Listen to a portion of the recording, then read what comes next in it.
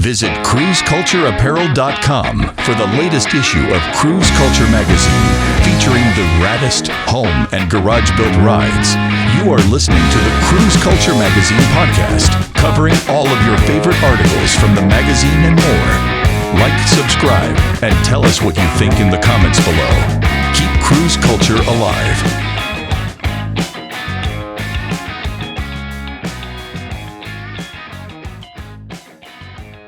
Welcome back, cruisers. Today we'll take a look at one of our favorite articles from February's issue of Cruise Culture magazine titled Homestead Hotrod, written and photographed by the talented Miranda Kurpe from MNK Photography. But first, some housekeeping. If you follow us on Facebook or Instagram, you may have seen a post from last week that went absolutely crazy. Although the picture in the post was a bit clickbaity, as Brian puts it, the post intention was to let you all know where you can and can't find our booth this summer. Brian will no longer be setting up at the Cruise Night in Red Deer, but he is hitting some much larger shows this year and is very excited. Follow along on our social medias to get more information on these events, but he will be at Street Freaks 2023 Show and Shine in Three Hills on June 3rd, unveiling his new booth and tent. Egger Industrial Show and Shine in Red Deer on June 10th, hosted by Overkill Customs, Syndicate Auto Salon, and Precision PDR. Either the Delburn Show and Shine, hosted by Hot Rod's Garage, or 2023 Eastbound and Down Poker Rally, or maybe even both on June 17th, and many more already booked. Pre-orders are also open for the June issue of Cruise Culture magazine. This is the special edition titled Aftermath Takeover, featuring several trucks from the Aftermath Canada Truck Club that were photographed by Travis Rowe with TDR Photography. Head over to cruisecultureapparel.com to pre-order your copy now. Printing starts next week. You can also get any of the issues at our booth at any of the shows that Brian has booked. While supplies last, the magazines usually sell out pretty quickly. Thanks again for everyone's support, and let's read about Dan Morgan's custom 1935 Maple Leaf.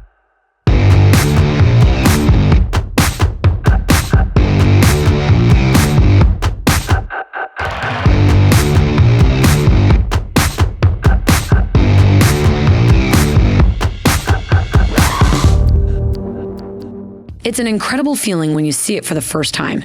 The vehicle that sparks a fire inside you. It doesn't matter if it's a supercar or an old truck sitting in a field, the obsession takes hold of us all the same. For Dan Morgan, this happened at 14. It was a 1935 Maple Leaf 1.5-ton grain truck. Now, this wasn't just any truck. It was a special edition GMC made only for the Canadian market, but more importantly, it was bought brand new by Dan's grandfather. The truck was purchased a year after Dan's mother was born, so she had many fond memories, including date nights with Dan's father. The truck was put to work on the farm for many years, even doing long-haul trips to Montana and BC. But all good things must come to an end, and after 30 years of service, the grain truck was retired to the field, where it sat undisturbed till Dan's uncle took over the family farm. Dan stumbled on the truck while visiting the family on the farm. He fell in love with it instantly. In that moment, the fire was lit, and he couldn't stop thinking about it. It took a few years to get up the guts to ask his grandparents about it, but after encouragement from his parents and uncle, he finally asked. At this point, the truck was destined for the junkyard. His grandparents were so overjoyed to see his excitement and hear his plans that they gifted it to him. Dan was gifted the Maple Leaf in 1983, but it took a year to acquire the proper transportation to get her home.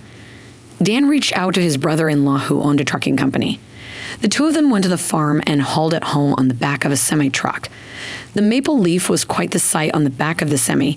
Dan said that he could have sold it multiple times on that trip home. They brought it to his brother-in-law's shop, where Dan was renting a workspace. Being a rolling mill operator at the time meant that he knew his way around metalwork. Dan always knew exactly what he wanted for the truck. He even remembers discussing his plans for it with fellow members of the Edmonton Street Rod Association before he actually acquired it. A local artist and friend, Gerard Blamert, even drew up his idea on a bar napkin one night, and in 1992, Dan paid the same artist to do an official drawing of his concept. He still has both.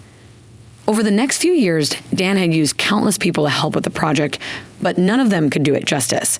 This went back and forth till 2007, when Dan got inspired and went crazy with it after going through his second divorce. At that time, Dan met Dino, a custom metal fabricator who was able to make his dream take shape. The cab was extended 27 inches, chopped 5 inches, and sectioned 3 inches from the middle.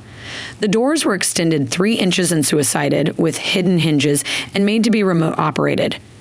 The box was meticulously built with an aluminum cover and the ability to tilt, in memory of his father. Back in the day, his father was working on the farm with his grandfather. His close uncle Ken and a family friend, they installed a hydraulic hand pump that could tilt the grain box to help with chores around the farm. After that, the Maple Leaf went to Dan's garage where he played with it and collected parts. Over the next 13 years, he fine-tuned it, assembling and disassembling it over and over until it was perfect. In 2021, the Maple Leaf was painted by Tim Federook out of Sunnybrook, Alberta. The paint was a custom blend created by Kevin at Carlson's Color Compass. After the paint was finished, the Maple Leaf was officially assembled, and Dan hit the road running, putting 3,800K on it that summer. Incredibly, there was no tweaking or adjustments needed, although he did admit to running out of gas once. I'll tell you one thing, suicide doors do not make it easy to get out and push.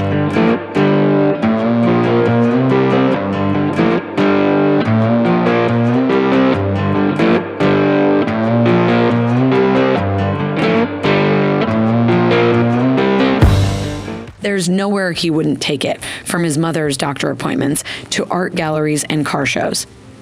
The Maple Leaf is a staple for any occasion, big or small. For Drivetrain, Dan is running an aluminum Chevy Ellis 2-crate engine designed for 05 to 07 Corvette and a 4L65 E4 speed transmission. The only thing not modified is the front fenders, giving it that nostalgic feel. Dan also installed a computerized self-leveling, fully independent air suspension. With an independent front and rear, he can lower it to 2.5 inches off the ground. Dan would like to thank his friends in the Edmonton Street Rod Association for supporting his dream since the very beginning. Dina Jadoin, who is a fine artist in metal work. Jory Blamert for putting his dreams on paper, Ron Bougie, and many others. Most importantly, Dan would like to thank his wife Judy for all the support and countless hours spent in the shop working on the truck together. Dan's favorite moment of the build was when he finished it without telling his mother. He and his wife purposely went late to an event at her place so everyone would be outside waiting. She was so excited when she saw her father's old grain truck that she jumped right out of her seat, and she even took photos in it. Dan got into vehicles during his teens. His first vehicle was a 1972 GMC pickup when he was 15. Over the years, he and his father built 3 70s C10s together. Those builds just further fueled his passion for modifying trucks. Being retired, Dan still daily drives the Maple Leaf in the summer. In the winter, he drives a 2013 Ford Edge. In the future, Dan would love to build a 40s to 60s cab over flat deck car hauler. He'd extend the cab and put a big ass ran for hauling hot rods. Dan plans to finish the interior, then drive the heck out of it, which makes sense.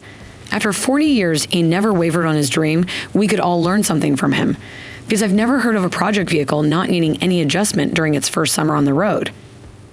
Dan truly has incredible ingenuity and attention to detail.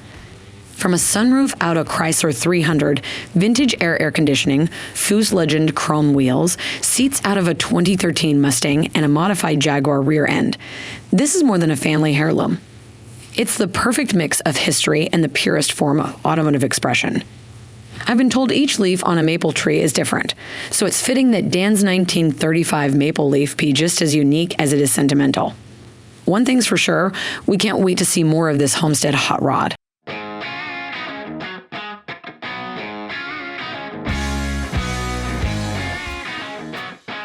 Cutting this one short again today, we are very busy wrapping up the June issue for printing and getting inventory in and ready for the shows. Be sure to give us a like, follow, subscribe, and check out our social medias and our website, cruisecultureapparel.com. As always, keep cruise culture alive. See you next Thursday.